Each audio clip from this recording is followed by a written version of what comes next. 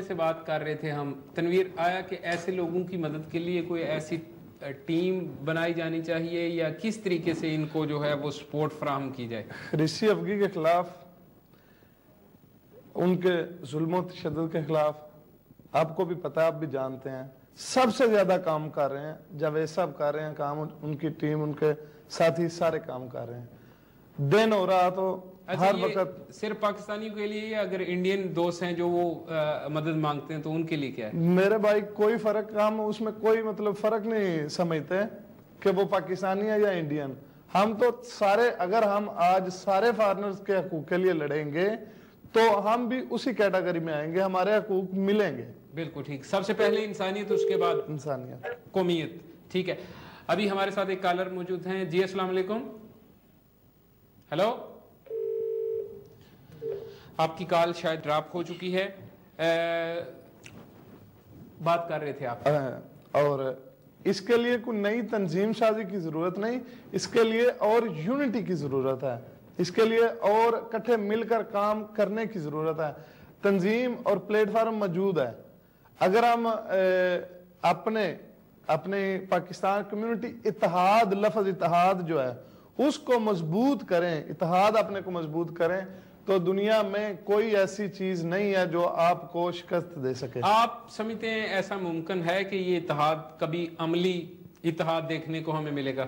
انشاءاللہ اس دفعہ تو پھر قسمیں بھی اٹھائی گئی ہیں کہ ہم جو بھی مطلب سربراہ چنیں گے ہم اسی کو مانیں گے، اس کے پیچھے چلیں گے، اللہ کرے یونٹی کا اتحاد کا نمونہ پیش اللہ کرے۔ ابھی ایک کالر ہے ہمارے ساتھ۔ جی السلام علیکم۔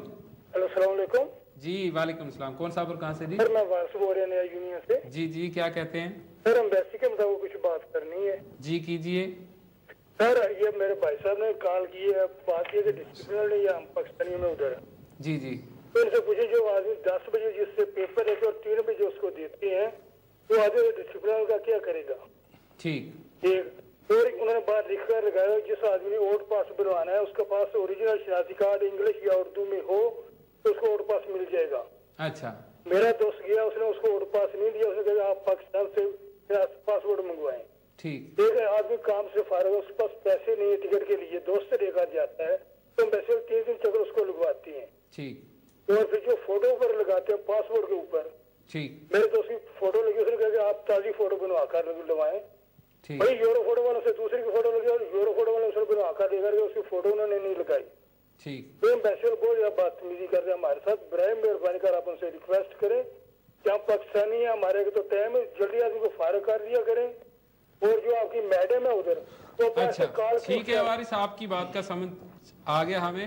ابھی ابراہیم صاحب بہت اچھی بات کی ہے، لیکن اس بات میں تھوڑا سا ایڈ کرنا چاہوں گا کہ ایمبیسی کا ایک بہت بڑا مسئلہ ہے اور بات جاوید اسلم آرائی صاحب کی ہو رہی ہے، کیونکہ خود اس دفعہ جاوید اسلم آرائی صاحب الیکشن پہ کھڑے نہیں ہوئے، انہوں نے ملک محمد عبد المجید صاحب کو الیکشن کمپین میں شامل کیا ہے، ان کی سرپرستی کر رہے ہیں۔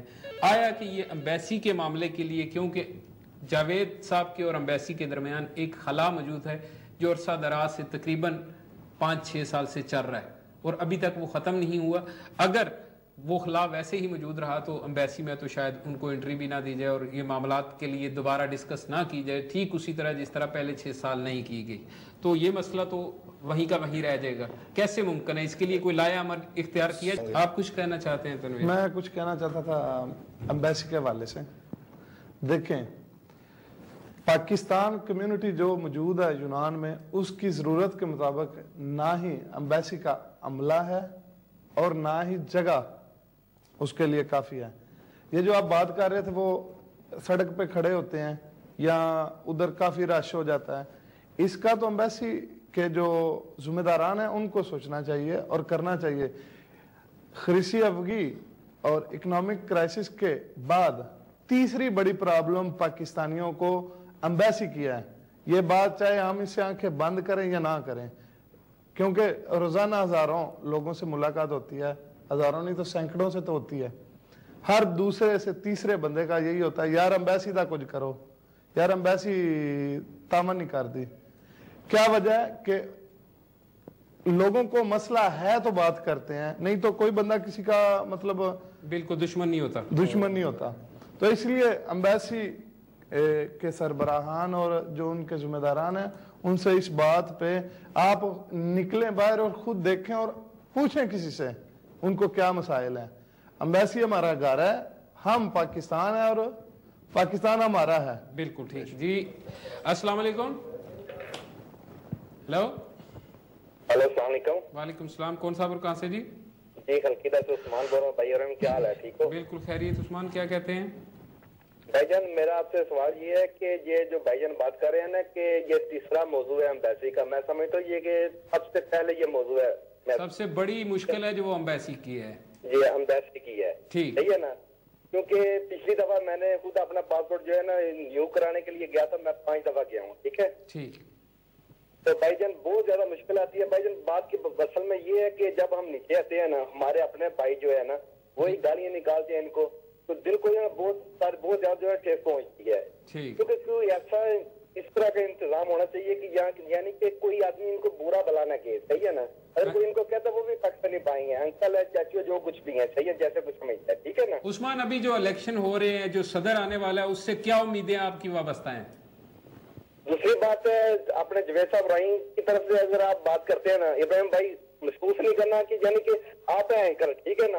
आपको चाहिए कि जो भी सवाल हो किसी किस्म का होगा आपकी तरफ जो ना एक नजर से देखना चाहिए, ठीक है ना? बिल्कुल। मैंने थोड़ा सा जजमेंट किया, मैं ज्यादा नहीं समझता, ज्यादा नहीं, मैं पढ़ा लिखा नहीं हूँ, ठीक है?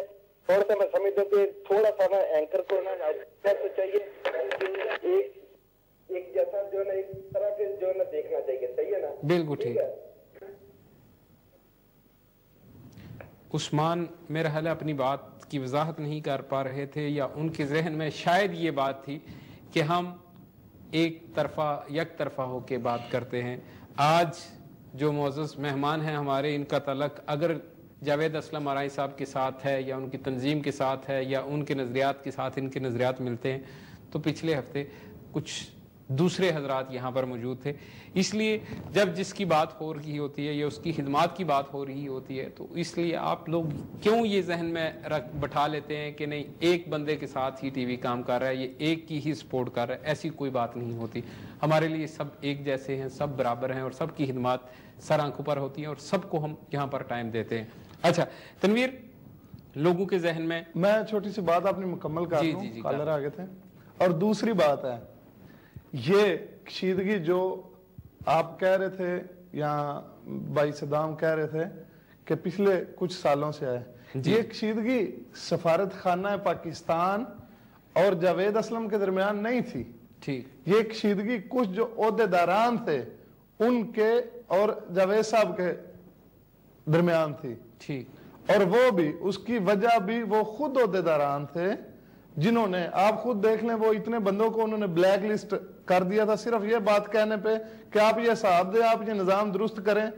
अगर निज़ाम के दुरुस्त का अगर कोई बंदा बोले और उसको आप ब्लैक लिस्ट कर दें तो आप खुद देख लें कौन ज्यादती कर रहा था। निज़ाम दुरुस्त करने की जहां बात आती है तो तनवीर इस दफा आप भी निज़ाम दुरुस्त करने आ रहे हैं। हम देख रहे हैं कि ऑडिट कमेटी है जो पाकिस्तान कम्युनिटी यूनान की, उसमें आपका नाम भी सर फहरिस्त है।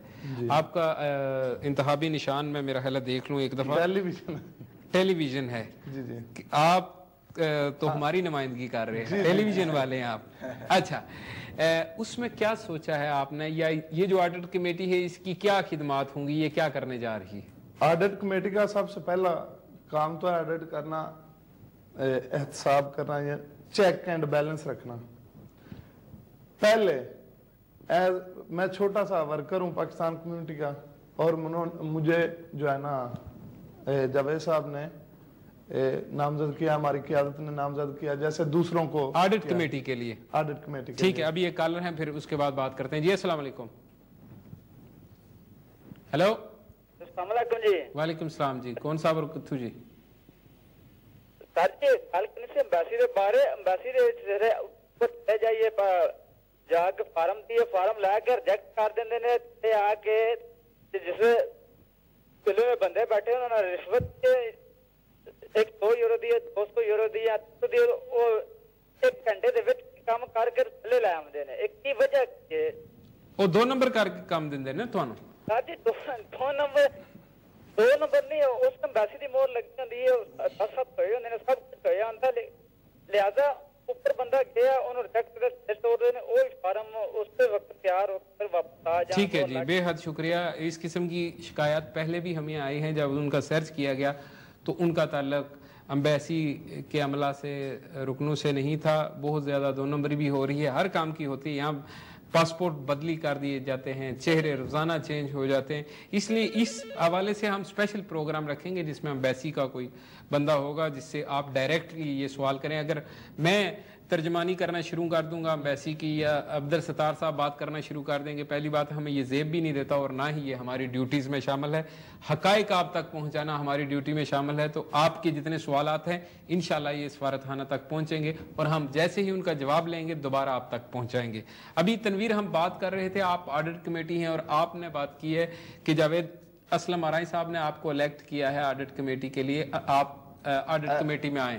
الیکٹ نہیں کیا، انہوں نے مجھے نامزد کیا ہے. نامزد کیا ہے، نامزد اردو میں کہہ لیں، الیکٹ انگلش میں کہہ لیں، ایک ہی بات. الیکٹ تو ہوں گے 21 تاریخ کو. چلو نہیں الیکٹ ہی ہوتا ہے، سلیکٹ کیا یا الیکٹ کیا، ابھی آپ کو چوز کیا گیا ہے. لیکن ایک میں بات پوچھنا چاہوں گا کہ یہ جو آڈٹ کمیٹی ہے غیر متنازع بیسس پر اس کا جو ہے وہ کیا جانا تھا. اگر آپ جاوید اسلم آرائی صاحب کی طرف سے ہیں، ستار صاحب کسی اور کی طرف سے ہیں، تو اس کا مطلب ہے یہ تو پھر پہلے دن سے غیر متنازع. آپ یہ آڈٹ کمیٹی کے متنازع یعنی کہ رکن پہ بات کر رہے ہیں. کوئی بھی بندہ اس کا ایک پوائنٹ آف ویو تو ہوگا، اس کا ایک سوچ کسی جماعت سے کسی طبقے سے تو ضرور ہوگی. وہ اوپن کرے یا نہ کرے ایک علیحدہ بات ہے، یا چھپ کر کرے. لیکن یہ اچھی بات ہے کہ آپ اوپن کر رہے ہیں. دوسری بات یہ ہے آڈٹ کمیٹی کا کام جو ہے نا احتساب کرنا ہے، اس پہ نظر رکھنی ہے. اگر ایک بندہ اپنے کام دیانتداری سے کر رہا ہے، کیا اس میں کوئی حرج نہیں وہ اسی جماعت سے ہو. اگر وہ بندہ خود دیانتداری سے اپنا کام کر رہا ہے اور تنقید اور شاباش جو ہے نا انصاف کی بنیادوں پہ دیتا ہے تو اس میں میرے خیال سے کوئی حرج نہیں. ابھی آڈٹ کمیٹی کے ممبر ہیں جناب تنویر صاحب، اور تنویر صاحب کا انتخابی نشان ہے ٹیلی ویژن. تو ٹیلی ویژن کے نشان سے انہیں یاد رکھیے گا. ان کے خیالات، ان کی جتنی باتیں ہیں وہ آپ تک پہنچی. ابھی میں چاہوں گا ایک پیغام ہے جو عبدالستار صاحب، صدام حسین